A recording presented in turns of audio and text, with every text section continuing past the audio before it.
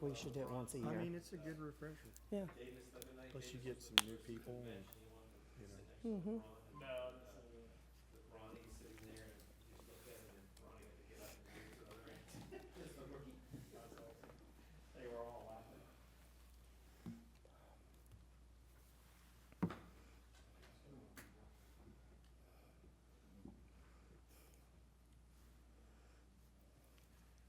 Hey, Ethan, are you ready to get going, or did you need anything back there? I'm good. Okay, we'll go ahead and get started then. Good evening, everyone. So, as you know, my name's Josh. I work with Patrick. We're going to kind of tag team this tonight. I'm going to talk generally about an overview of the board duties for the BOC, the Planning Commission, and the Board of Zoning Appeals, and then kind of a brief description on how those boards do business, and particularly with Robert's Rules of Order. So give an overview of that, have an opportunity for questions, and then I'll turn it over to Patrick. Patrick's going to talk specifically about some common legal issues that come up, and hopefully those topics dovetail into each other. So, but we can keep it conversational. It's not a huge audience. If you have questions, just speak up, and be happy to entertain them as we go along. So, I have another slide that talks about the statutory structure, but just kind of quickly for a visual, Board of Commissioners are obviously the elected representatives of the city to run the city. The Board of Commissioners hire the city manager and the city attorney, and then the city department heads and staff all fall under the city manager. The Planning Commission is appointed by the Board of Commissioners as well as the Board of Zoning Appeals, and then the board has the opportunity to appoint various committees to carry out functions as the board sees fit. So that's kind of just big picture where everyone falls. Then a lot of text on this slide, but just I'll quickly summarize. So Fairview is a general law manager commission chartered city. And the statute with the charter has all the powers that the municipality has, and the municipality exercises those powers through the Board of Commissioners. But I just wanted to highlight on this slide the end of that first paragraph and exercise the general police powers for the welfare of the city and its inhabitants. So general police powers in the legal sense is more than your police department. General police powers also includes the power to regulate land use and zoning and all those sorts of things. So something that each of these boards deals with is considered part of the legal consideration of general police powers. So those are some of the authorities that the city can exercise, basically all the things they need to run the municipality.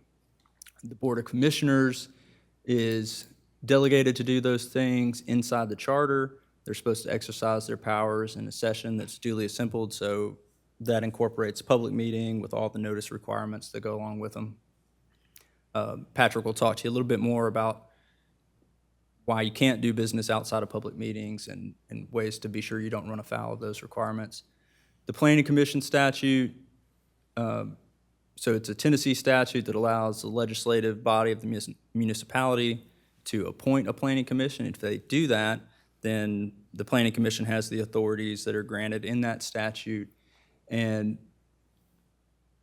in our code, then incorporates those authorities and says, hey, this is how the Planning Commission does business here in Fairview. Same thing with the Board of Zoning Appeals.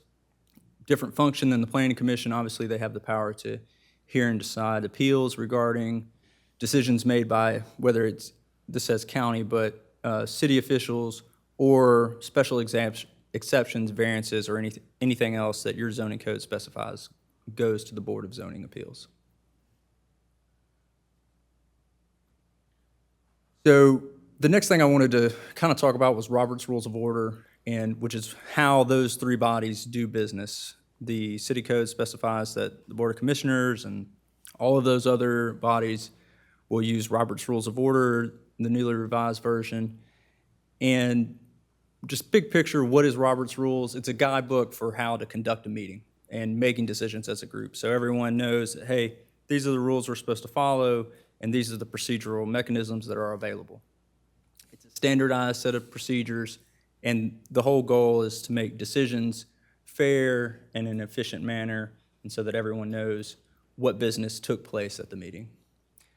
It's based on the concept of parliamentary procedure, but like I said, it's taken all these kind of nebulous parliamentary concerns that British Parliament used for centuries and codified them into a single set of rules that, hey, everyone can agree, this is how we're going to do business.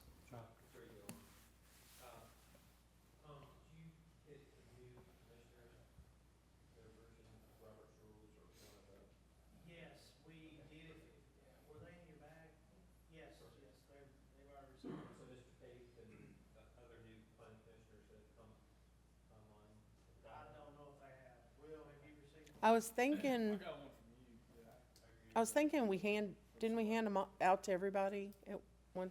We did once when I started, but then we've had a couple of commissioners, we've had some changeover, so just want to make sure that all of you have it and have access to it. Fairly certain Mr. Tate has received the Robert's rules for governance board.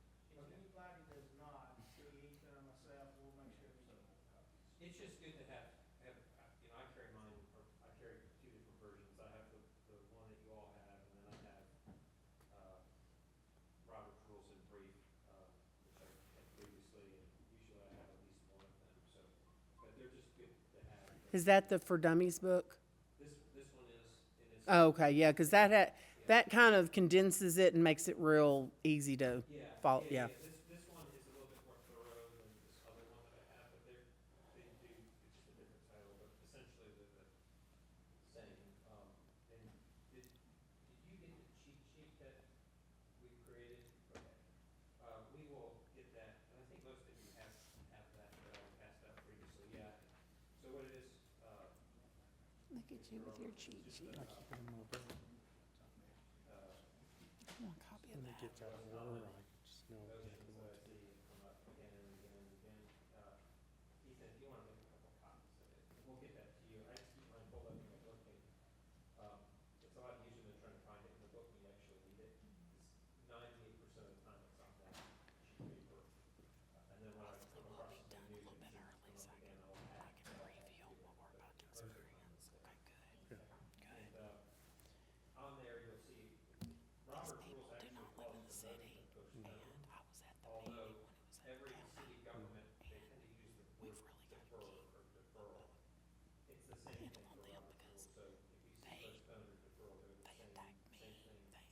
Unless it says postpone, but in probably here in college, you just say deferral, 'cause that's what it's Springhill's the same way. I think Franklin uses the word defer. Columbia, they do.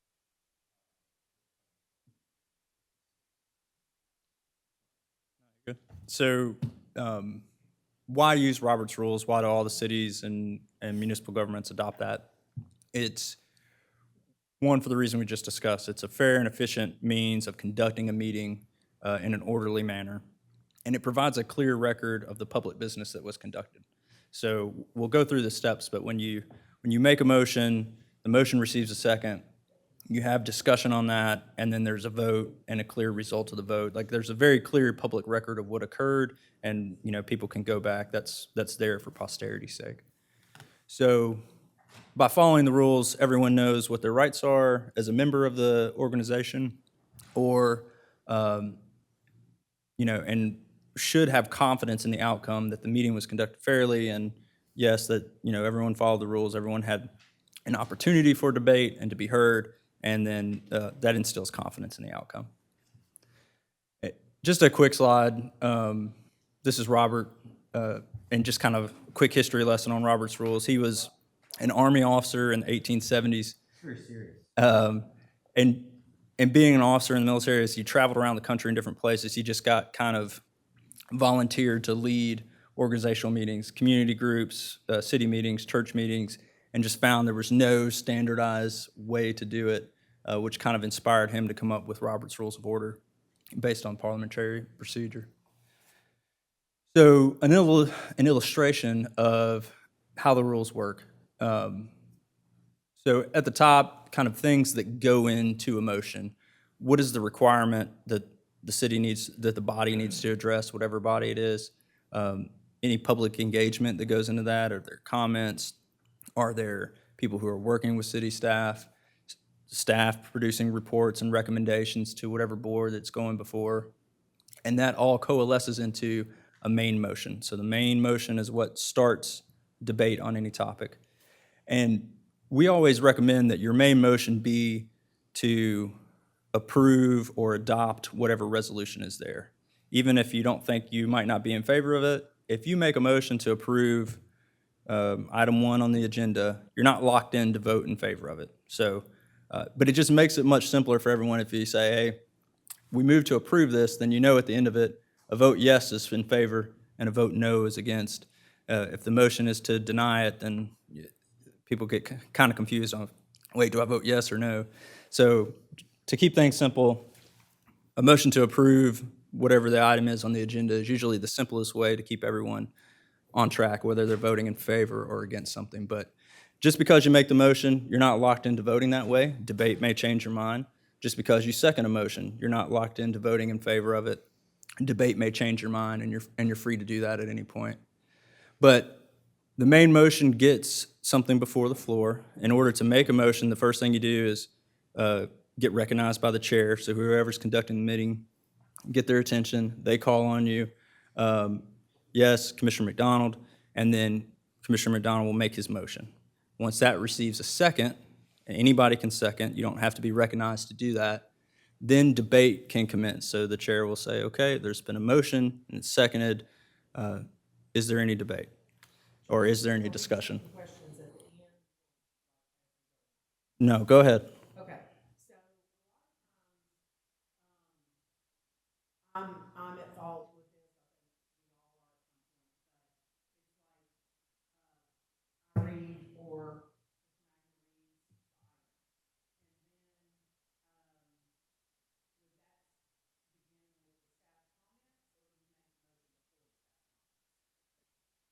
I think it's a practice here that it's usually there's a staff comment first and then a motion is made. I think that's fine, as long as you don't get into the merits of debating anything until there's a motion on the floor. so.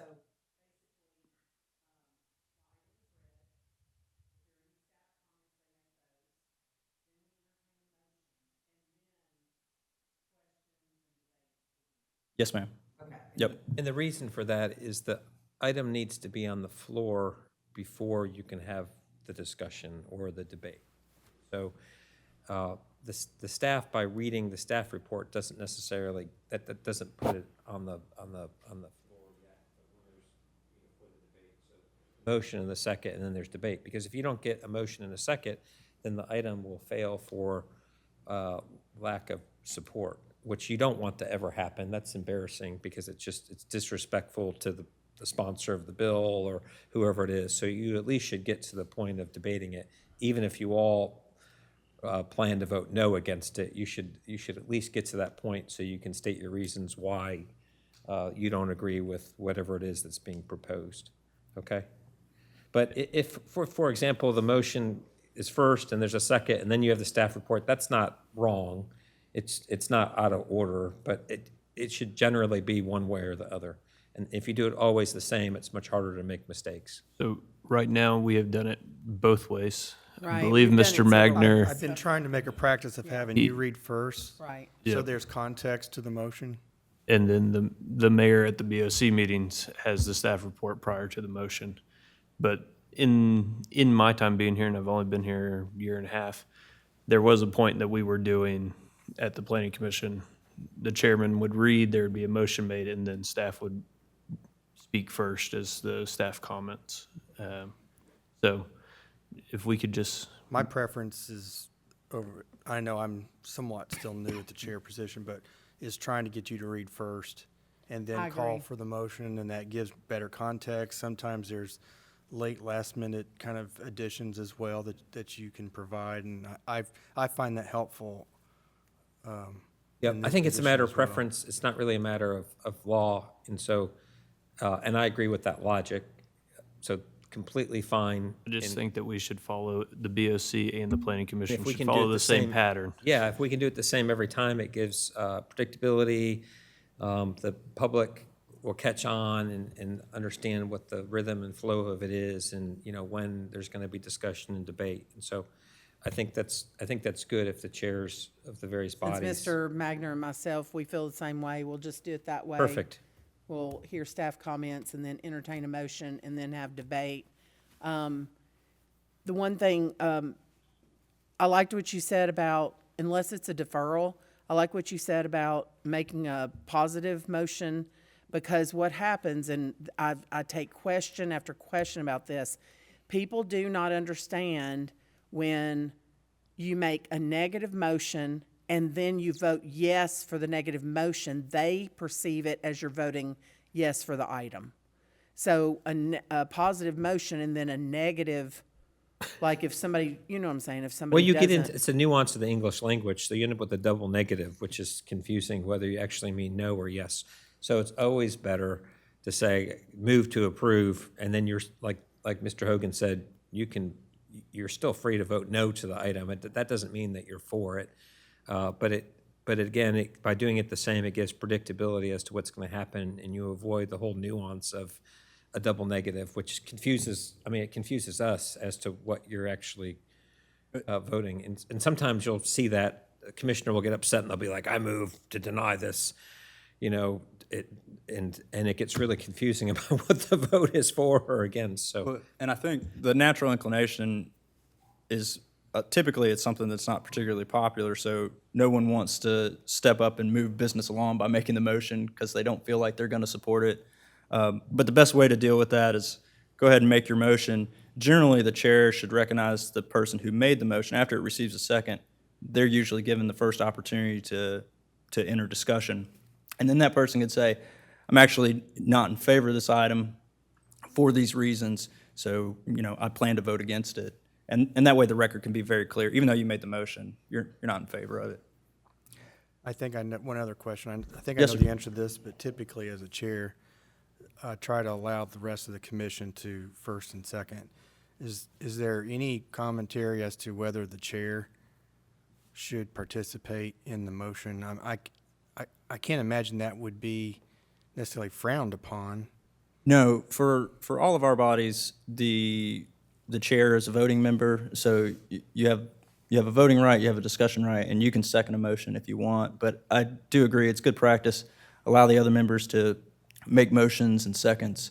And the best way to facilitate discussion is to try, and Robert's Rules tells you to try to recognize opposing viewpoints. So if it's clear that the mayor and Commissioner McDonald are on opposite sides of an issue, then you kind of try to ping pong so they can have some back and forth and say, okay, we'll recognize Commissioner McDonald, okay, we'll recognize the mayor, and then maybe you want to round out with some discussion when there's a lull, but. I was thinking, a couple weeks ago, we had a challenge, or it was a little challenging to get a second for a while. We ended up having a second motion, but. Yeah, no, you're free to make a second as the chair. To be clear, I don't think it's best practice for you to make the first motion, but there's nothing wrong or illegal about it. And rather than, sitting like a bunch of dummies, I'd rather see you say, well, I move to approve Right, this item if, no one else is going to Keep do the it. item going, open it up so that we can at least allow the applicant their chance to. Yeah, because like I said, you may all be against it and you may think it's not a good project, but we are here to serve our constituents and the citizens, and part of that are landowners and landowners' representatives and developers. Those are people that have an interest in Fairview as well, and so it's really disrespectful not even to let them present their application after they've paid the application fee and made the submittal. So, you're free to vote no, and we'll talk more about the reasons, but not to even give them a chance to present their project is really, that's I would consider that like Bush League type of way to run a meeting. I just don't think that's a good look for the city or any city for that matter. But a good kind of best practice when you hit those lulls is, as the chair, you can say, okay, the next item on the agenda is PC Resolution 4324. Do I have a motion to approve? And usually someone will, so moved, and you can kind of move things along that way. So debate, after that back and forth, you'll sometimes identify potential issues with the motion, whether it's a timing thing, where we say maybe tonight's not the best night to vote on that for whatever reason. There's two motions that frequently get used here and sometimes confused. People are familiar with the motion to table. So to put something on the table is, there's a question right now that's being presented. If you move to table that, there's no debate about whether or not it should be tabled. If it receives a second, then you vote on that subsidiary motion. But putting something on the table is really for the purpose of, we need to deal with this other item. So actually, item 1 may not be as important if item 2 is approved. So I move to table item 1 until we address item 2. And then you can pull item 1 back from the table during that same meeting. If the intent is to defer it to the next meeting, then the proper motion would be to defer to a time certain. That way, it's very clear in the record that, hey, there was a motion, and we decided we're going to vote on that next month. Do you have a question? Yeah, does the member that makes the motion to table an item, can any member bring it off the table back for discussion, or does the member who put it on the table have to be the one to do that? It would be, so it's is it 2/3 to table? No, it's a majority to table, but it's 2/3 to take off the table. So oftentimes you'll see tabling as a way to kill a motion. You put it on the table and then it just rots. So it's harder to take it off the table. So a motion to defer is where you reschedule it for a date certain. So whether it's 30 days or 60 days or whatever, but table doesn't have any particular time when it comes off the table. So that you it have can to stay there for as long as. Yeah, you have to be careful about using a motion to table, and it takes 2/3 to get it back off the table.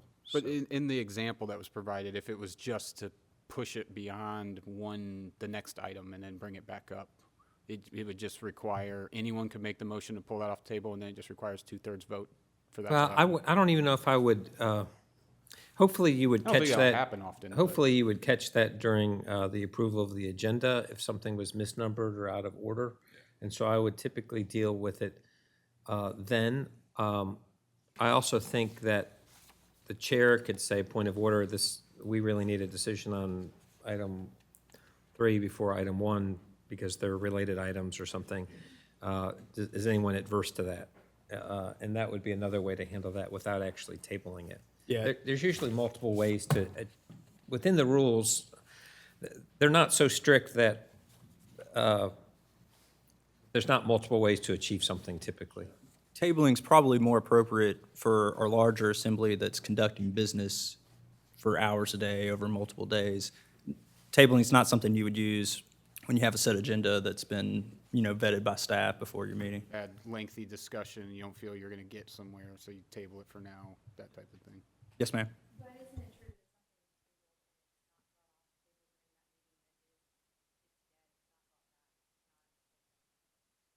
I think it has until the next stated meeting to be recalled from the table. I think it's the way the rules are written. So, I think, is that how you understand it? Practically speaking, I think you're probably right. But I think technically speaking, Josh is correct, but you won't be meeting in the meantime. So that's why I say the practical effect is what you say, And then the other Here it option. will be, you'll rarely see that motion, and it probably should be rare that you see.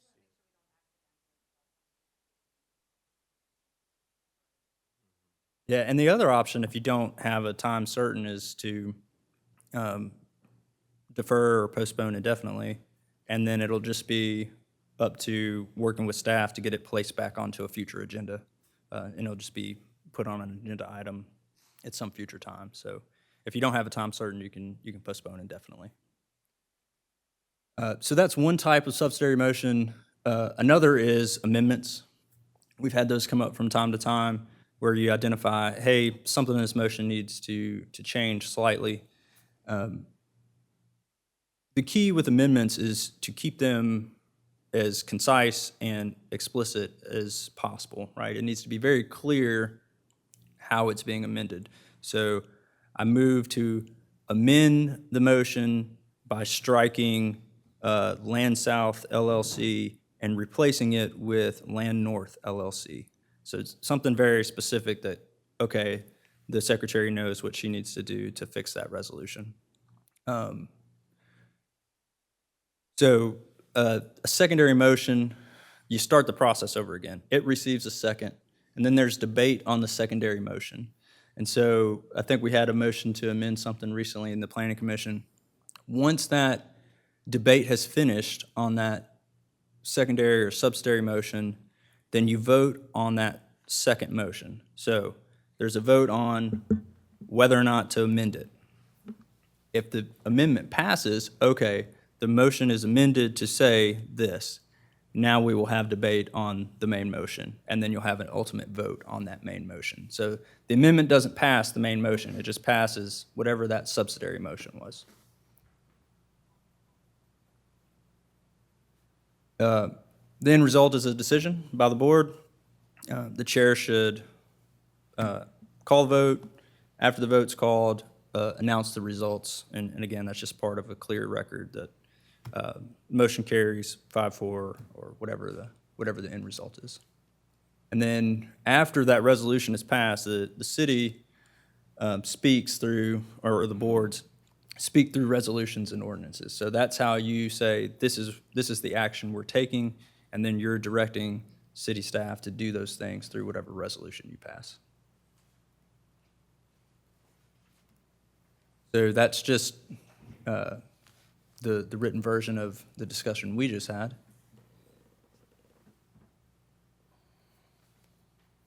Get the chair's attention, you make the motion, receives a second, discussion. Once it's clear that discussion has ended, the chair can call for the vote. There are ways in your book to limit discussion or to call for an immediate vote, but those typically require a 2/3 majority to do that. So some people may be familiar with calling the question. There's a lot of people think that calls an immediate vote. No, you have to have a 2/3 vote for that to pass before you actually have a vote on the main motion. So if people still want to debate, unless there's only one person who still wants to debate, usually that'll continue to happen. But Robert's rules can kind of tell you which things require 2/3 and which things just require a simple majority.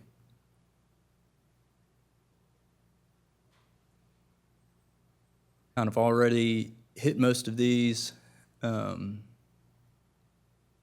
Just talked about motions to limit or extend the time of debate.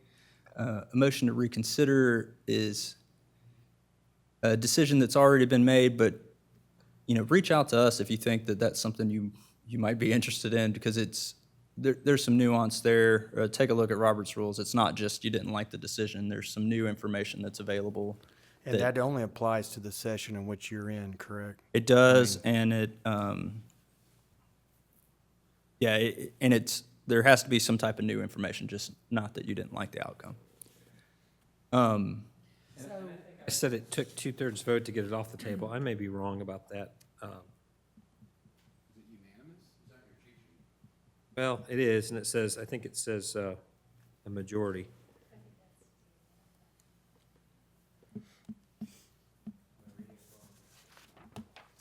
It's not used often at all, and it shouldn't be for what we're doing. That's a majority? Yeah. Yeah, I think just on, Yep, so I misspoke. I just want to correct that, so I'm not leading anyone astray. I think in the 2 years here, I don't know if we've ever had a motion to table. In 11 years in Spring Hill, I very rarely had a motion to table, and usually it's an effort to kill something that's unpopular and they don't want to vote on it, so they do that instead. Practical purposes, it probably will not be an issue, and very rarely ever see it, so. Since 2008. Since 2008, I've never seen anything tabled. the last item on there, point of order, is it can be raised by anyone at any time. You don't have to be recognized by the chair to do it, but it's a very narrow purpose, and it's to raise a procedural issue that has occurred during the meeting. So if the chair opens discussion on something and there's no main motion on the floor, Point of order, Mr. Chairman, I believe we need a motion on that item. And that draws this attention to the fact that, okay, yeah, let's get the record straight on that. If you think that, if something needs to be handled a certain way, or there's a question, sometimes you can use a point of order, just to ask a question, like, a point of order, what, does this require a majority or 2/3? And you can resolve that prior to the voting portion of that meeting. So some tools there for you. We hit a few questions. Were there any other ones? We're always available. So if you're looking at an agenda before the meeting and you have questions, feel free to shoot us an email and, hey, how does this need to be handled? Tom? What are maybe the 2 or 3 most common two-thirds?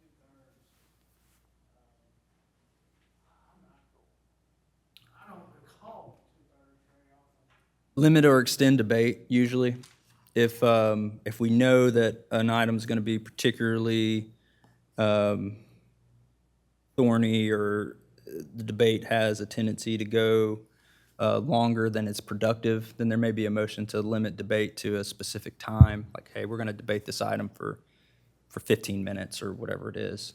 That Or people just start repeating themselves, which it happens occasionally where one member will feel like it's slipping away, so they keep putting their light on and they keep essentially saying the same thing. Then you may have another member say, hey, I move to end debate, 2/3 vote, and then it brings it, if it gets it, then that ends debate, I think is what, essentially. But that's typically when you'll see it, is when someone just won't give up and they just keep repeating themselves and the debate becomes fruitless at that point. Any other, is that probably the major one? We haven't had this one. It shouldn't come up often because we're a polite collegial bunch. But if you object to considering some undiplomatic or improper matter, you can object to the consideration of the question. That would need 2/3 vote. So, if it becomes personal rather than factual, or you start debating personalities instead of the matter at hand, that would be unseemly, and so I would expect that type of motion. And then, kind of along those lines, another just good rule of thumb is to address your comments to the chair and not individual members. So you're recognized by the chair, you address your comments to the chair on the substance of the issue, and it would not be improper if it did get into debating personalities. It wouldn't be improper for the chair to say, as a point of order, or that is out of order, let's keep it on the topic at hand and not, please address the chair, don't address the other members, something like that. Tom, the other place it would come up is if you were having a debate and there was no public comment had already occurred, but there was somebody in the audience that might have some information that might be helpful, you could move to suspend the rules and have so-and-so come up to the podium to talk. That would require 2/3 vote. Suspend the rules, because ordinarily that person wouldn't be allowed to talk during the meeting. But there may be, on occasion, and rarely, there may be something that you think that person may have some knowledge about, and it may be useful for the body to know that. And so, and then to go back to the rules, all the chair has to announce is they're going back to the rules. It doesn't require a vote at that point, but it does require 2/3 vote to suspend the rules, okay? That's probably the most common area where you see a 2/3 vote. In general, though, it's not common, so. With that, I'll pass it over to Patrick, and he'll kind of give you an overview of some of the common legal issues that you'll encounter while you're serving. Okay. Can I ask one more question? Yes, please. So, if an item's deferred, if nothing's said, it's just automatically deferred for 30 days?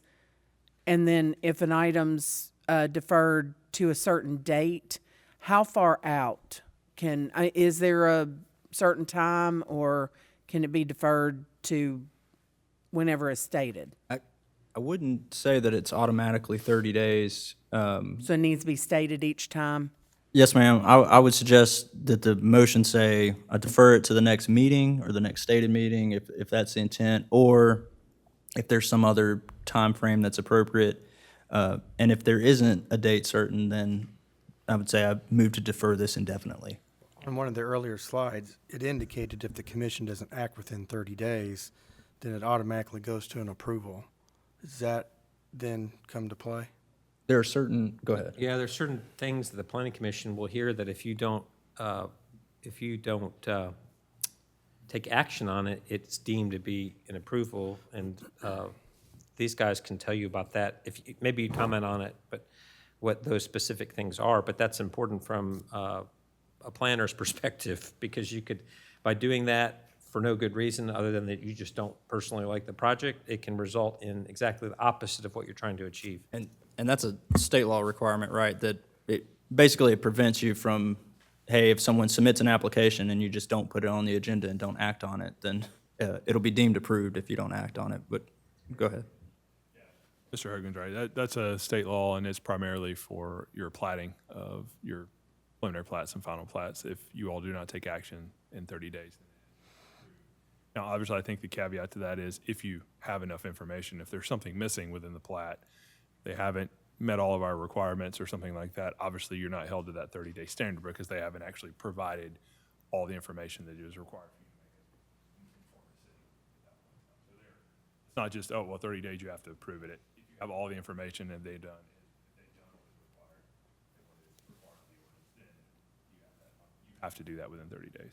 For example, if you get a final plat that doesn't have a signature on it or isn't, an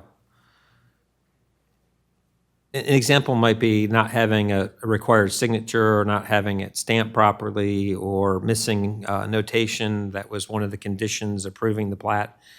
And if that's pointed out and that's the reason for the deferral, that will get you out of that trap, so to speak. So if the deferral is deferred to a certain date, then it has to be on that agenda to be heard. Yes, ma'am. It would be added back to the agenda. So that the action at that meeting, if the board votes to defer it to a certain date, that's the board's taking action to put it on the agenda for that meeting. Outside of that, then if it's something that a board member wants added to an agenda, I think that's the practice here, is that if a board member wants something on the agenda, it's usually, they work that process through staff and the city manager to have it added. So if it was a deferral to an indefinite date, then you would just use the normal process to get something added to the agenda that you normally would. Even if, and from a staff's perspective, sometimes things get deferred and then it's still not really ripe to vote on. And I think we had this recently, so we had a That item was removed from the agenda. yeah. And so I think it still needs to be put on the agenda, but then the board staff's recommendation may be for another deferral because the item is not ripe for consideration. And I think that's what staff is doing. Is that correct, Ethan? That's correct. So like the ATNIP has been deferred a couple times. For a Am I 30, saying it right? for a 30, yes, their site development agreement has come before the Board of Commissioners, I think 3 times now, and staff has asked for a 30-day deferral due to that document has not received a signature from the developer. And so they have not agreed to that.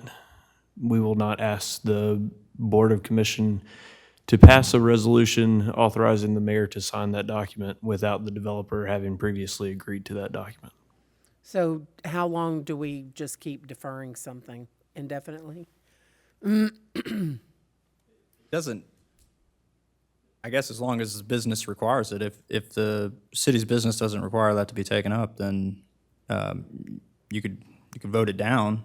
But I guess going back to, that's why the agenda is approved at the outset of every meeting. Like if you receive your agenda and you think that something's missing or that something should be taken off, hopefully we can work that out with staff prior to the meeting. So usually there's not a lot of debate around approving the agenda, but it is an important procedural part of the meeting. So try to work that out ahead of time, but there's always that opportunity to catch it if it needs to be addressed. Yeah, in that case, particularly with that item, if it is not signed prior to the January 2nd meeting, we will be asking for a indefinite deferral. Prior to the December 5th meeting, we had received communication from the developer that they were intending on having a signed document. We have yet to receive one still today, and so their intention may be all well, but until we receive a signed document, we're not going to ask the board to authorize something. I mean, you could defer it until such a time that the development agreement or whatever it is executed, and then it should appear on the next meeting. That could be the deferral in that case. That was going to be my question, that you don't necessarily have to tie it to a time frame, right? You can tie it to an action, that we're going to defer this until we receive whatever it is from the applicant or. Yeah, and I think it needs to be tied to something, either a date or a meeting or an action, because otherwise it just sits, and I don't think that's the intent of Robert's rules with a motion to postpone/defer. I would also note that Kevin's comment was correct about preliminary plats, final plats. Most commonly, preliminary plats, our terminology for that within our current zoning ordinance is a development plan. So residential development plans come in, oftentimes that's what you're looking at for permitted by right subdivisions. And so that would be the case that we have to take action on that. I believe it's within 45 days from the time that it comes on your first agenda. So you do have a theoretical window there, since we meet every 30 days to take action on that. But residential development plans are preliminary plats.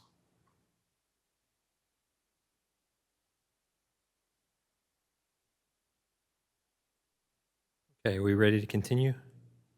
Or more questions? Happy to answer any questions. The more questions you ask, the less I have to talk, so that's good. I like that. I guess I would just like a little bit more clarity. I don't think that situation would sneak up on us. I think staff, you would most likely educate us that a decision needs to be taken, otherwise it's going to be an automatic approval. But when it comes to deferring something, if you're deferring because you're requesting additional information from the applicant, that removes the automatic approval, right? Because you're requesting something, it's now on them to provide that, or because they could just say, we're not going to provide that, unless I guess there's no legal right to request that information? Yeah, I would caution you there, just depending on what the request is. If the application is complete, is really what it's getting to. So if staff has kicked it back because it's not complete, because it hasn't met the requirements that are stated in the code for the application, the timeline hasn't started. But if staff has made a determination that they got a complete application and they put it on your agenda, you may see something that staff missed, and it's fine to point that out and put it on the record. But if it's just, I'd like to have more information, even though the application's complete, that will not pull you out of that. Like oftentimes, not often, but it does happen, that we'll have a unfavorable development in front of us from a community's perspective. And if it's a complete application and we want more time to talk to, say, citizens, like I would like more time to discuss this, like that's not, obviously not a legitimate reason, and you'd be putting yourself in harm's way potentially. Yeah, I think it depends on the specific item. So there's different time requirements for different approvals, like plats are a very specific thing. Which is a semi-baked cake at that point. Right. It just depends on what the item is, but I mean, it's really confusing facts versus opinions. And so if you make the mistake of reading I Heart Spring Hill or Fairview Then and Now, which from what I can tell are about on the same level most of the time as far as the value of it versus the time spent reading it, people get really into their opinions about projects. And usually it's an opinion about this developer or that developer and the quality of what they build and that the planning commission should deny it because it's ex-developer, that's improper. That's not a consideration. The consideration has to be whether they've met all the rules and regulations of the city in their application and their plan, and if they have, and we'll talk about this in a bit, the planning commission has to approve it. They can't substitute their opinions for the facts or the standards that this board has set by adopting a zoning ordinance. Different from the Board of Commissioners, who's, and I guess this dovetails into Patrick's topic, the Board of Commissioners is a legislative body, and it has a totally different standard of review for things than the Planning Commission, which is an administrative body. Board of Commission sets the law, and then the Planning Commission has to follow the law that the Board of Commission put in place, or Board of Commissioners, rather. That's if you have a technicality that you can point out, and I would say most projects can have a technicality, but Yeah. Yeah, I mean, if there's a, depends on how deep you dig. well, I mean, I understand what you're saying with technicality, but if it doesn't comply with the code and you point that out, then yeah, absolutely, you're well within your rights. Or, But you better speak up. Yeah. Because when the city gets sued and you haven't said what you think it is, you're leaving us with a big target on our back. And by us, I mean Josh and I and the city's insurer. put something on the record as to why, that helps a lot. But that's, yes, I mean, you can disagree whether something meets a standard that's set forth, but if you have the entirety of your professional staff saying the standard's met, and you are saying, well, in my opinion, it's not, you have to really take a careful look at your opinion about whether you're substituting opinion for fact. I'm just mostly talking about like the substantial compliance issues that's come up Yep. recently, and I think a lot of people can at least point to one. It Sure. only requires one Yep. that's not in compliance, and as long as you said, you state your opinion based on that lack of compliance. Well, you're stating your opinion based on the fact and hanging it Well, on the yes. code itself. Correct. And it has to be fair and reasonable and not just because you don't like the project. So, ultimately, a court will have to sort that out. So, yes, there's probably some discretion there, but very little. You have to be very careful and on the record state specifically. That's why I'm always begging, especially the Planning Commission, when I think it's going to be a no, I'm wanting you to state why you're voting no. And sometimes if the person says, well, I'm voting no because of this, and it's an improper reason, I'll speak up, even though the person may not like it, and we'll say, well, that's an improper, you're using a personal opinion and substituting for fact. And so, but it's important to speak up, especially at the Planning Commission level, because it makes it very hard to defend your decisions if the explanation is not there. And it's not tailored to the code itself. I think it's, I think a lot of times the general public who are watching or come here don't know the difference between what a planning commission does and what a board of commissioners does, and they get frustrated with us because I think we're just a rubber stamp, is what I hear. We're just I agree. approving everything and no thought behind it. Would it be worth it at the top of every meeting to just reiterate what our role is here? Or do you think it's a waste?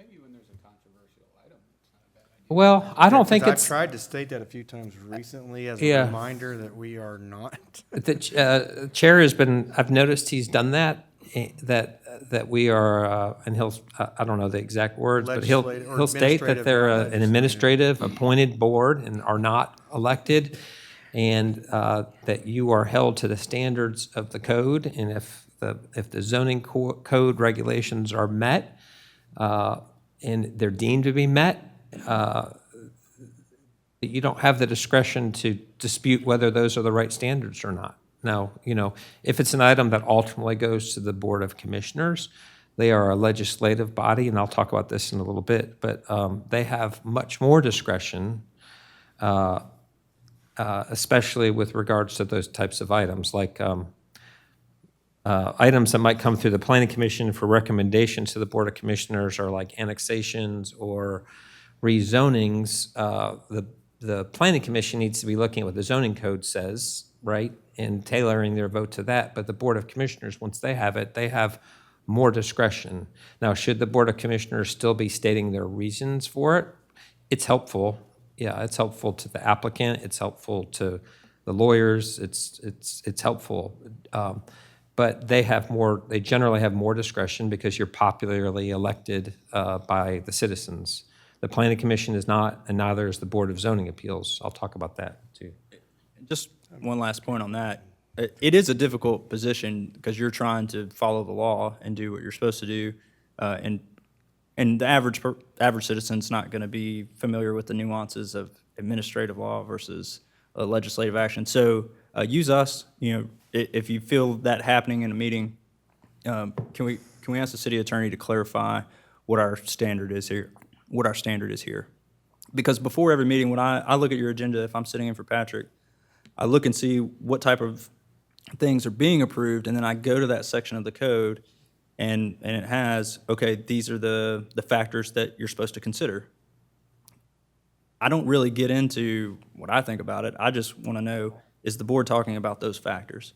And if they make a decision to deny something, which of those factors did they specifically talk about? That's what we're looking at. Like, for example, I was sitting in a planning commission meeting about a month ago for another city in Williamson County, and it was an application for a certain dollar store with a big yellow sign that people love or hate, but they pop up all over the place. And we had 50 citizens show up that lived in this country road, and we heard everything from, you should deny it because the sign's ugly, you should deny it because it attracts a certain class of people that we feel beneath us. We had someone say that they offer unhealthy food choices, and that's why it should be denied because it's making America fat. We had someone else say they don't like the way the light shines. It will shine into their window. And they meant everything they said, but those are improper reasons to deny that application. We have too many. That's my favorite. I mean, you always hear that about mattress stores, chicken, fast food places, certain dollar stores. Storage units. We have too many. Well, that's not these companies pay, hundreds of thousands of dollars to these experts to do market studies, and Joe Citizen, who means well, is saying, well, we have too many. They've studied it. They know exactly what the market will bear. And so it's not the planning commission's job to substitute their opinions and judgment for what the code says. And so, we listen to all of that, and ultimately none of that can be considered by the planning commission. The issue is, does it meet all the standards? And if it does, then you have to approve it. And if it doesn't, then you may have a chance to deny it.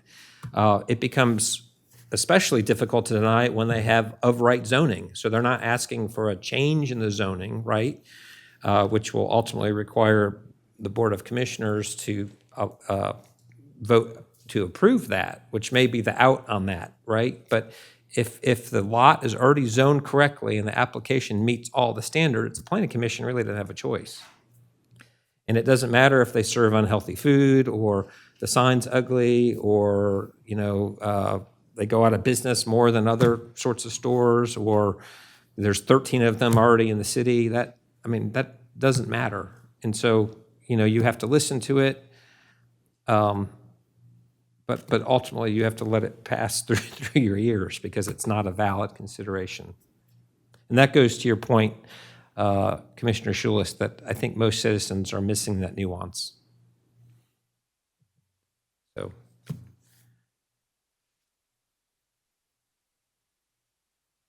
Any other questions on Robert's rules?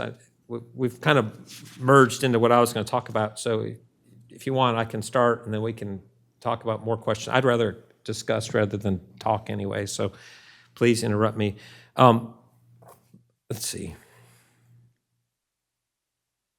So what I've tried to do is identify 5 common areas where I find that cities tend to get sued or tend to be told that they are doing wrong or criticized by citizens. And so those 5 areas are disclosure, and typically that's disclosure of personal interest or by a commissioner or by an elected representative.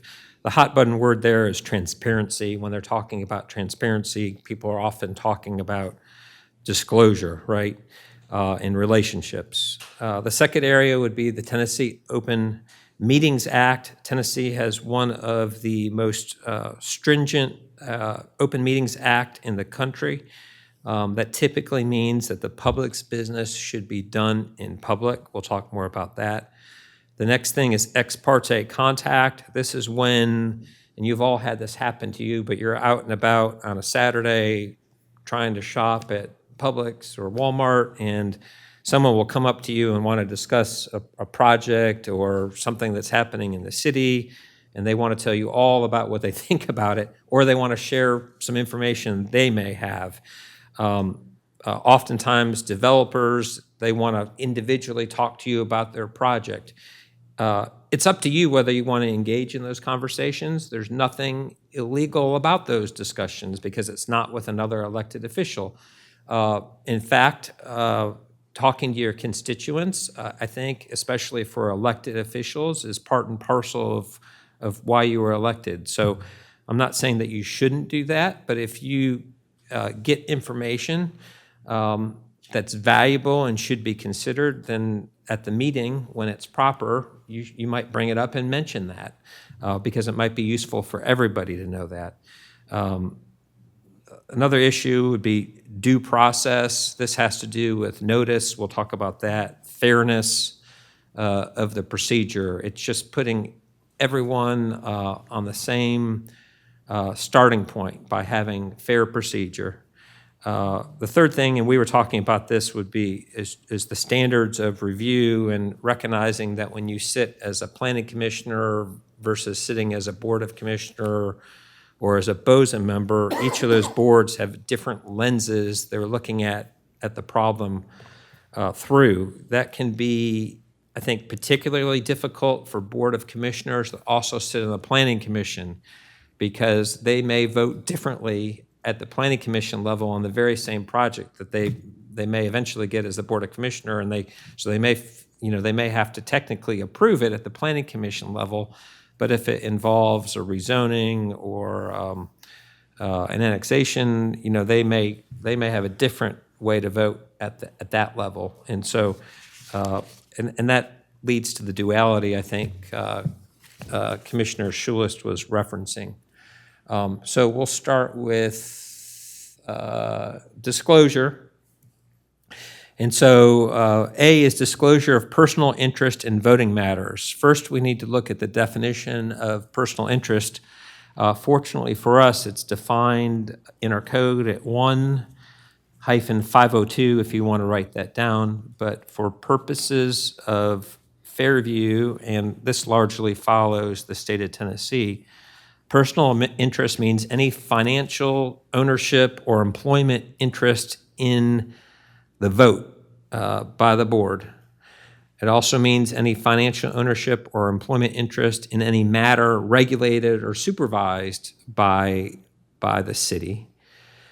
It also means any such financial ownership or employment interest of the official or the employee's spouse, parent, step-parent, grandparent, sibling, children, or stepchildren. Most of those are I think, pretty common sense.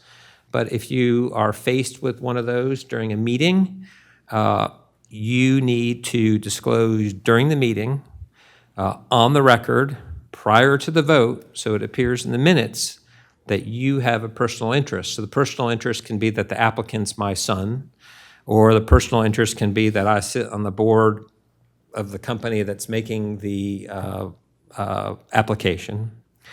By doing that and by disclosing it, you have fulfilled your duty of disclosing your personal interest. You may also, but you do not have to, but you may also recuse yourself I would suggest that you should always recuse yourself if you think you have a personal interest. It's not required by the law, but I think most of us would say that if we're conflicted that much, we should recuse ourselves, and we'd be expected by the people that elected us or appointed us to recuse ourselves, okay?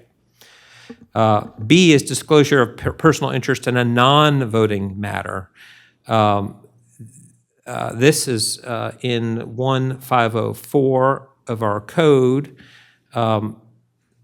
You would, the standard here would be a reasonable person standard about whether it poses the kind of question whether you should disclose the interest. And the way to do that would be to, since there's not a meeting to disclose it, you could basically let the city recorder know in writing, and you can do that. I don't think we have a form for it, but you can send an email so it's on the record that's the case. C is the acceptance of gifts and other items of value. In my very first month, which was, well, it was probably my third month of being a city attorney for another city, I found out that a developer was like giving free sausage logs to all the commissioners, and he was giving gift cards to some of the employees with monetary value, and I became a very unpopular person because I nixed all of that, because those types of things should not be received or accepted, especially and most concerningly when it's tied to either performing or refraining from a certain act or acts, okay? I think that's the most dangerous position to put yourself in. So if someone comes up and says, hey, I'm going to give you this gift card, but I expect you to vote yes on this item that's going to be before you, that should be, you should hear sirens and see red flags and run as fast as you can from that person, because that is very dangerous. Because obviously a reasonable person would see that as an attempt to influence the outcome, okay? And it's very transparent. D is the appearance of an impropriety, and I would submit to you that this is probably most often the problem that you see in local government is just having the appearance of it. And so whenever possible, you should avoid the appearance of it. We'll talk about the Tennessee Open Meetings Act, but for example, if you find yourself talking to another elected or appointed official on your same board in public, you have to think about what other people are maybe thinking about what you're talking about. And so it may be completely innocent. You may be talking about the weather or whispering about, some nut in Fairview that you saw. But if someone saw you having that conversation, they may say, oh, well, they're talking about city business and that's improper. And then, as soon as you know it, you're on Fairview Then and Now and being accused of this or that. And so it's important to try to avoid the appearance of impropriety. Probably a funny example that happened here in Fairview is when, I think, I don't want to embarrass Commissioner Hall, but he got up to use the restroom, and then Commissioner McDonald had to use the restroom too, and then so we had to awkwardly wait during a meeting while they were both using the restroom, and I think everybody was shaking their head because all I could hear is people saying, "Oh, now they're using the restroom together. What are they talking about?" And so, and Mr. McDonald and Mr. Hall realized, I think, after that's how it looked, and they both said on the record that they didn't talk while they were using the restroom. But it can be comical sometimes how that can happen, because it can be extremely innocent, and people always tend to see the worst case scenario, and so you just have to be kind of on top of your game and always be thinking, and it's exhausting sometimes, about how things might look to third parties,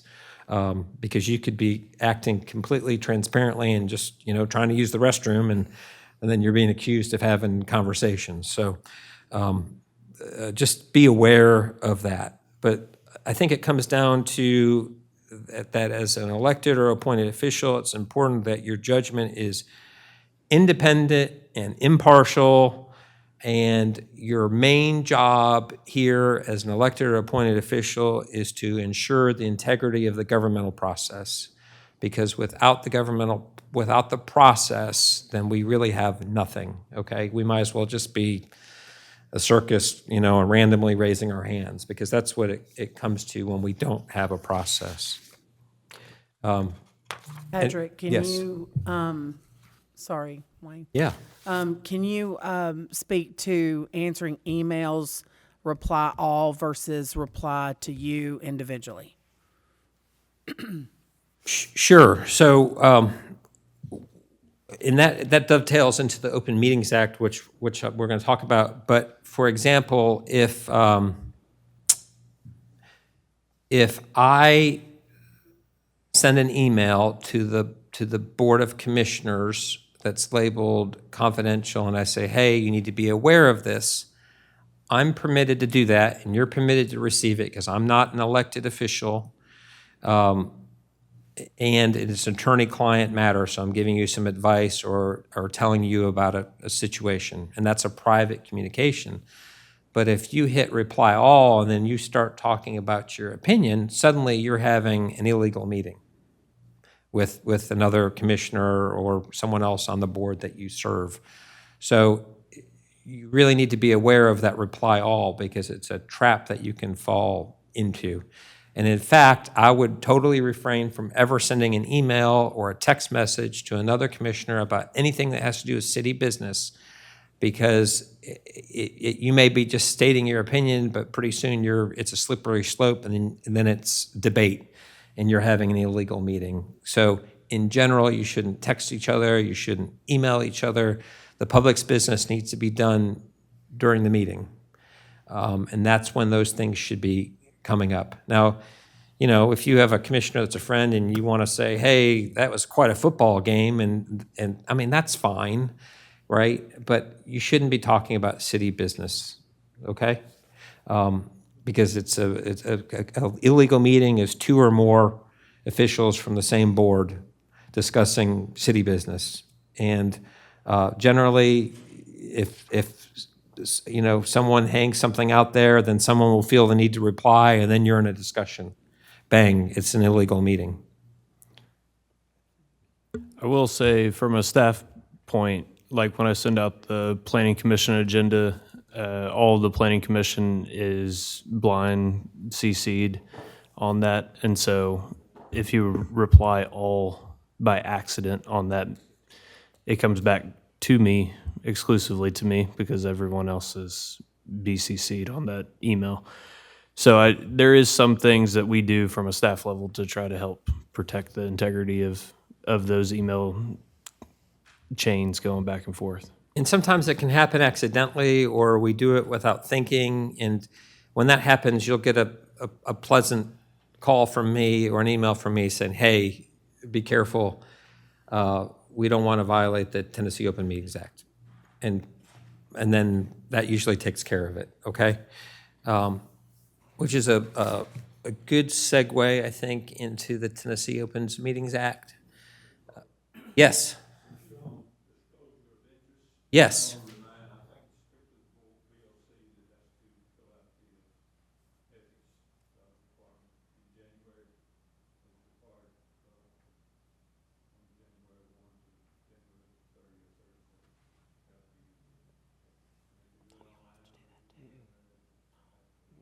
Yes, sir. And the new commissioners, I'm sure that Tom will be getting with Commissioner Roberts and Commissioner Buffalini about filling that out along with the others.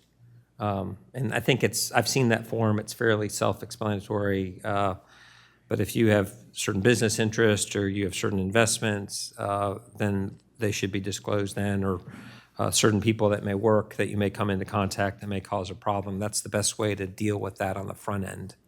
I don't think that takes away from bringing it up and acknowledging it when we have an item in front of us, an item of business. You should still disclose it, even if you've disclosed it on the form previously, okay? And do it on the record in the minutes like we talked about. I appreciate that, Commissioner Hall. That's a good point.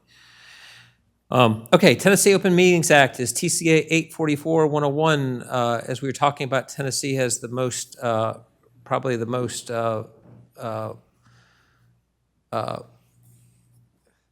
widespread Open Meetings Act. And it basically, the point of it is to ensure the public's business is being done in public. All meetings must be open to the public. All meetings must have adequate notice of the meetings. Usually we interpret that as at least 5 days, although on some things, on some matters like annexations and rezoning, there's additional posting that must take place or publication that must take place farther in advance. All meetings must be made available for public review. We do that by keeping minutes that are published and adopted by the board. We do that by live streaming or recording our meetings so the citizens can view it if they can't make the actual meeting. What constitutes a meeting and incidental meetings? That's exactly what we were talking about. There's a high connection there to the appearance of an impropriety. So if you have two commissioners that are discussing something in whispered tones, then people are probably going to think the worst, and you probably should avoid that appearance, right? But if you are talking about how you're going to vote on an item or discussing the merits of an item, you are having a meeting, and it is an illegal meeting, and you should not be doing that. And if I see it or I hear about it, then you'll hear from me, and like I said, I'll point out the problem. I am not the city's policeman. I don't see myself that way. I don't want to be perceived that way. I'm really here. Josh is here to hopefully make you all look good at doing your job, better than you maybe would be just left to your own devices, to really give you the information and the procedure and protect the process. That's our job. B is debate and deliberate. The worst thing you can do for citizens, I think, sometimes is have an item and then have there be no debate and then have the vote be 5-0 or 9-0 or whatever the vote is, because it absolutely looks like there was a debate or a discussion about the item before it ever happened. So, if you have something to say it. If you plan to vote for it, say why. If you plan to vote against it, say why. Do you have to say something every time on every matter? No, please don't, because our meetings would last forever. But, if it's something of value or it's an item that has a lot of attention being paid to it, have a discussion. I mean, that's why we're meeting. We're not meeting to rubber stamp things. There'll be times when all of you agree. There'll be times when there's no agreement at all. But it's important to have that discussion and to debate and to deliberate. C, adequate notice. I mentioned that. It's typically 5 days. It's not a written standard at law, but that's typically considered adequate notice. 3 days can be adequate notice in some cases. There are some specific notices with annexations and rezonings that require additional notice. We try to give notice not only through publication, but on our website and sometimes, like I said, signage in some cases and some matters. Meeting minutes are adopted at the following meeting typically. That's why we have a recorder at all our meetings taking minutes. They're posted on the website along with the video of the meeting. The appeal timeline when a suit is filed is typically not from the date of the meeting where the item is voted on. It's typically from the date that the minutes are adopted, okay? And so, for example, if a planning commission makes a decision and a lawsuit's filed, what's called a writ of certiorari for a planning commission purposes, that timeline starts when the minutes were adopted, not when the board voted, okay? I think this is very important. I believe all the planning commissioners now have iPads. Certainly the Board of Commissioners do, and I think all of you now have cell phones also, and you all have email addresses, which hasn't always been the case. use those exclusively for city business. Do not be doing city business on your personal cell phone or your personal email or your personal phone number. I and Josh will fuss at you if we see you doing that. The reason is you're really causing yourself a lot of trouble, because if there's a public records request, that will cover your personal phone and will cover your personal device. So unless you want everything in your personal device disclosed to the public as part of some information request, do that, but most people don't want that. I know I wouldn't want my personal life exposed to a public records request. For city business, use your city devices. Do not fall into the trap of, oh, I'm going to send this because it's more convenient on my personal email. Do not do that. You're really exposing yourself if you do that. And again, it goes to back to that the word that I mentioned about impropriety, in the appearance of impropriety. It looks like you're doing something secretive, even when it may be completely innocent. So when there's a public information request, I believe the city has a system to search the city emails and the city phone records in order to respond to those requests. And so it's hard to comply if you're using personal devices. All right, let's talk about ex parte contact for a minute.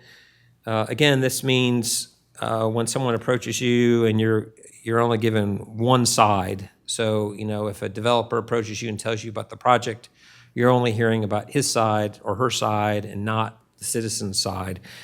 It's not improper for them to contact you. It's not improper for you to hear them out. But it is important to bring that up at the meeting if you have information that would be helpful to everybody else, okay? Siloing information is rarely helpful to the city and rarely helpful to the board that you may belong to make good informed decisions. When you do talk to someone, some general tips or hints or whatever would be: refuse to be obligated to a particular side of an issue prior to the formal meeting, because there hasn't been a debate. You haven't heard both sides. So if someone comes up and they say, we want you to vote on this way, and you say, well, I will never approve that. You should not do that, because you're trapping yourself, because you have not heard the debate. And your opinion may or may not change, but you owe it to the people that put you in your position to hear that debate and consider all of that. So do not obligate yourself to a certain specific side. You need to insist that the information be offered to everybody. So you can tell the party that's telling you that, hey, send an email to all the commissioners, or you can turn around and take that information and send it to all the, give it to me and I'll send it to the commissioners. I don't want you to violate the Open Meetings Act. Or more specifically, bring it up at the meeting. Say, I was contacted by so-and-so and I was told this or that, and talk about it. If someone says, hey, I want you to, as a public official, I want you to come out to my farm and look at this, I would be very hesitant to do that. Again, because the appearance of impropriety is so strong there. If you're at their home looking at something, or at their farm or business looking at something, I think there's better ways for that to be handled. You can contact Ethan, and perhaps that's something Ethan or engineer should be doing, and then report back to the board during the report for that item. That's probably the best way to handle something like that. If someone sends you information by email, a citizen or developer, I would send that to either me or Ethan and let them distribute it. Don't you distribute it as an elected official or appointed official, because again, the Open Meetings Act, okay? Any questions? I have one. Yes. So typically, I always go out and review sites and I want to see what's going on with the lay of the land. So, I would say that if you can do it from the public right-of-way or from the road or from a parking lot or, drive by, I think that's fine. I think you start, I think it becomes more precarious or puts you in a precarious position when you start having meetings with individuals, because then if someone gets word of it, then you'll find yourself being spoken of and saying you're having meetings with this and you've already made up your mind. So I just think, again, it's not an actual problem, but the appearance of impropriety grows in that case. And if you decide to do that, then you need to be very clear with the person why you're doing it and what the purpose is, and that you have not decided, and that you're going to share any and all information at the meeting, and there's nothing privileged between you and that person. and typically that's what happens. But Fairview's terrain is so unique that sometimes, we might have stormwater issues, stuff like that we need to check out. So, but if I go out and check them out, I typically always bring it up at the meeting what I have discovered. So I think it's a case-by-case basis. I mean, oftentimes I'll go check it out. Like if I know it's on the agenda, I will get to Fairview early and I'll drive by so I know what we're going to be talking about, because I'm one of these people that have to visualize something in order to understand it often. I don't even have a vote, and I will do that. So I think just be aware of the appearance, and and make it your practice to talk about it at the meeting. Obviously, if someone's talking to you, make sure that they don't think that you have an understanding with them. Okay, and so I think those are proactive things that you can do. I do think it's part of your job to know what's going on in your community, and sometimes that means driving past sites or looking at things. But don't silo the information to just yourself. And I don't think I don't think I've seen any examples of that in our time here. I'm not aware of anything. I think all of you, meaning all the boards, are very good about saying, so-and-so approached me and this is what they had to say about it, or this is their point of view, or, I saw the water coming across the road. I think we had that problem in Bowie Nature Park with the water. Ethan, I think you were right in the middle of that. But I think it's just avoiding the appearance of the impropriety, okay?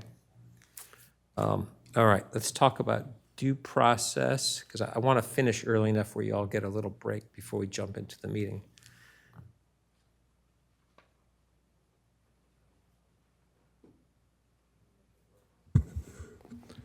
Keith, could you get to the next slide? Thank you. That was probably an easier way to do it. All right. Due process, probably a word that gets thrown around quite a bit.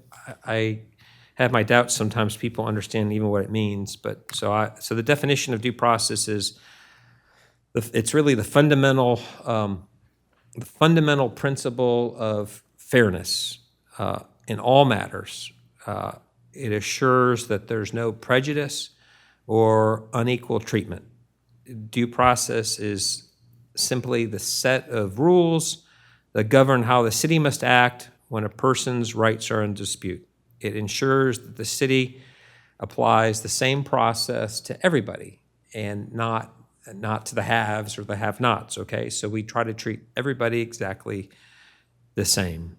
It ensures that the city follows established laws, rules, and legal principles. And we do this in a couple different ways. We do it with our notice. We don't meet without our notice being published. We don't meet without an agenda.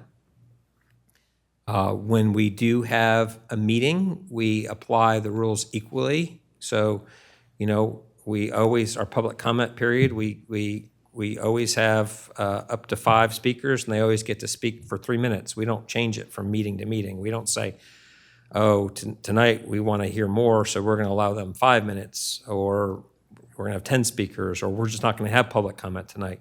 You know, we always do it the same way, so it's predictable and there's trust that we're gonna do that. So if someone wants to speak in favor of a project, then, you know, they get here early enough and they get signed up, they can, and if they are against it, they can sign up and they can. And then as far as the procedure, you know, we always try to do the meetings exactly the same way, which is why we publish the agenda, and it follows the same format. We're not changing it, and we're not changing the game in the middle of it, okay? So we don't change it to, you know, advantage one side or another, okay? And everything we do is probably based on that. I think that when you do this long enough, you realize that the fairness of what we do and how we do it is the most important part, because wisdom is fleeting, right? I may be wise to certain members of you, and other members of you may just think I'm an idiot, and that's okay, because we're all entitled to our opinion. But being fair in the process is much more important than being wise. So if you get to pick, hopefully we can do both. We can be fair and wise. But if you have to pick one, be fair first. You know, even if it appears to be unwise, be fair. Okay. Can you move to the next slide, please? Does that work now? All right. All right. There we go. Got it. Okay. I don't know why it's like that, but basically we have three different types of bodies in Fairview and most cities. We have legislative bodies, which in Fairview, that would be the Board of Commissioners. They're the lawmaking body. They're elected. Again, the standard that they have to look at things is through an abuse of discretion. So all the commissioners on the BOC, they get to use discretion. That does not mean that they can violate fundamental rights of due process. So they can't say, oh, what's our discretion not to have public comment, or not to use this rule fairly.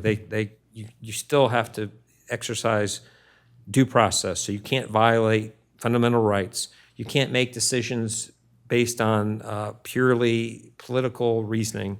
You can't make decisions if the outcome would be illegal. But other than that, you have pretty wide discretion as an elected official. We have an administrative body in Fairview, and that's the Planning Commission. They are not elected officials. They're appointed officials.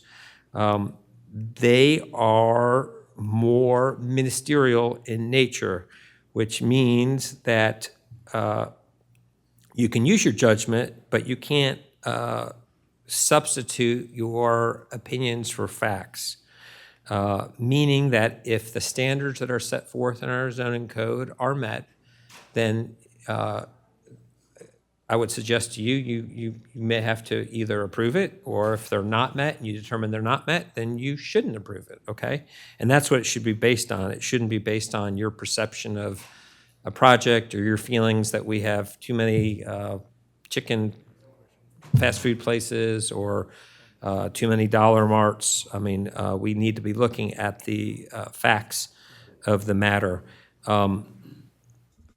It's very important that the Planning Commission act in a way where there's a rational connection. So even when you're using your judgment, you have to have a rational connection to the facts, okay? So even when you have a question, Mr. Manger, whether something meets, the 7 standards, I think you mentioned that before.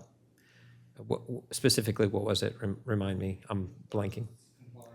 Yeah, the substantial compliance, still there. There may be some judgment there that you have to make whether it substantially complies. It would only be strictly factual, so. What's that? Yeah. Said it would only be strictly there- factual, Yep. 100% code. There's a couple open-ended items in that. Yep, Does it but- substantially Yep. differentiate between the two? But there still needs to be a very rational connection. You Most can't say, well, it definitely. just doesn't connect. I mean, Agreed. if there's a rational reason for the connection, that's where you should err, okay? The third type of body is a quasi-judicial body. These are not elected, but they act very much like a court, and that is the Board of Zoning Appeals. We were talking about the Board of Zoning Appeals at the Board of Commissioners the other night. I think Commissioner McDonald asked, well, what was the reason for the Board of Zoning Appeals to turn down the variance that the city made for the police training structure, which would exceed the height limit? And I kind of shot back really quick. Well, they should have denied the variance because legally they had to. The standard there, and all Board of Board of Zoning Appeals members should know this, but when they have a variance in front of them, they have to consider whether they can only grant a variance when the property itself has unusual characteristics such as the shape, topography, or narrowness, and where the strict application of the zoning ordinance wouldn't result in an undue hardship to, would result in undue hardship to the applicant, and the granting of the relief doesn't substantially impact the intent and purpose of the zoning ordinance. That's the only time a variance should be granted.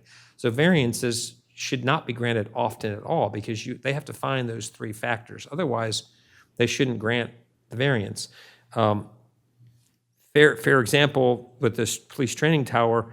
I mean, it had nothing to do with the property itself. It had nothing to do with the intrinsic characteristics of the property. Strict application will result in undue hardship. That really wasn't a factor on the police training tower because it was 50 foot tall, and our code says it could only be 30 feet tall at that point. It wasn't granting it would substantially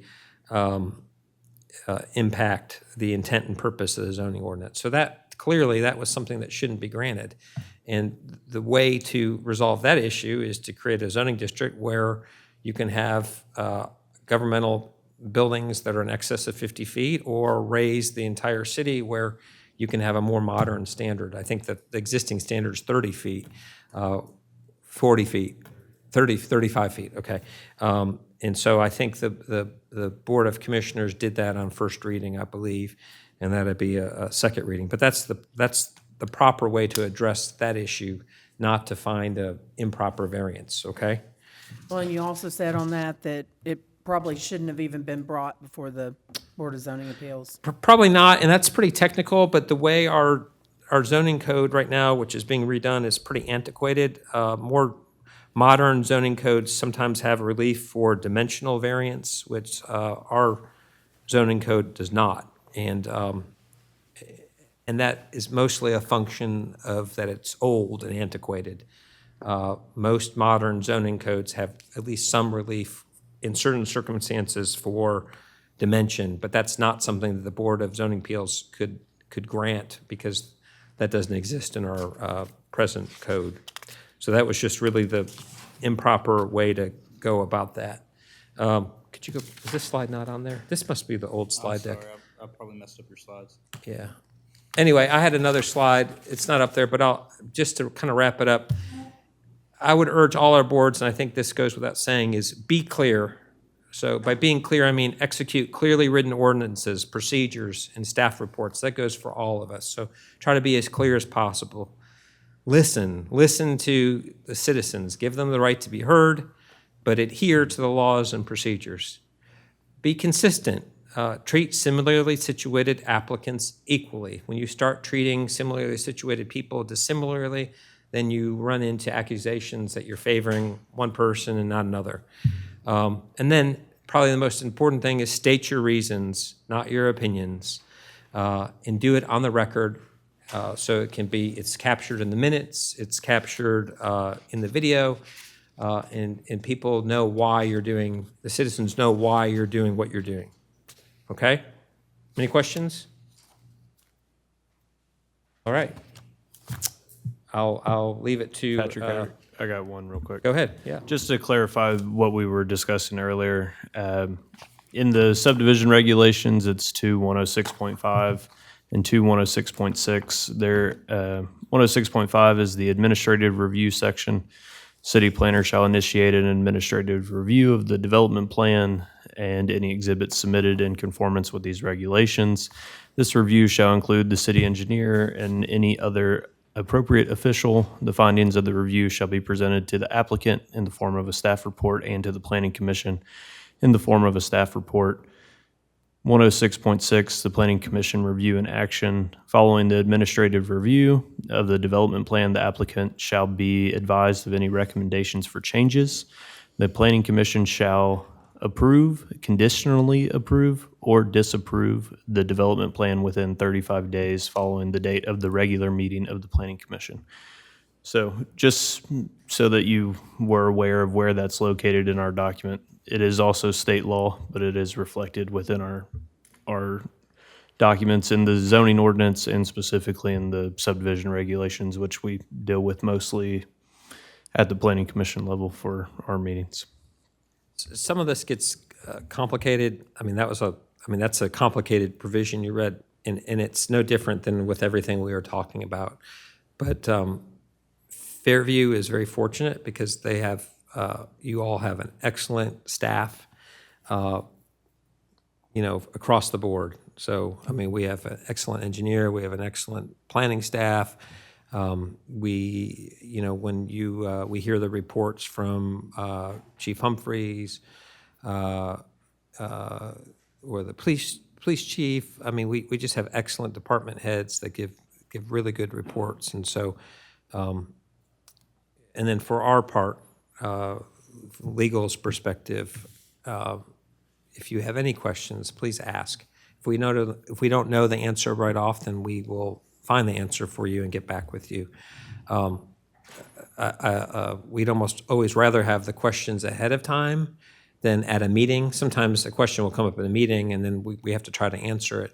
But if we know the question ahead of time, then we can usually give even a better or more complete answer. So if you're aware of something and something's bothering you, then call me or email me or Josh or, Ethan has an open door. We all do. I mean, we're always trying to answer questions ahead of time and make sure that we get the best possible results for the citizens. Even if there's disagreement, and disagreement's not a bad thing. It's actually a sign of a really healthy government when there's disagreement. If it's handled professionally and we're not talking about each other, but we're talking about the subject at hand and not making it personal. A lot of studies have been done, and it's much easier to tear a person down than to build a person up. And so you see a lot of that in politics where it becomes like the cult of personality, and you want to talk about the person rather than the position or the project. And so I think as much as possible, talk about the project or talk about the item that's being considered rather than the person that's bringing that position to bear. Okay. Thank you very much. We'll start the meeting at 7 o'clock. Appreciate it.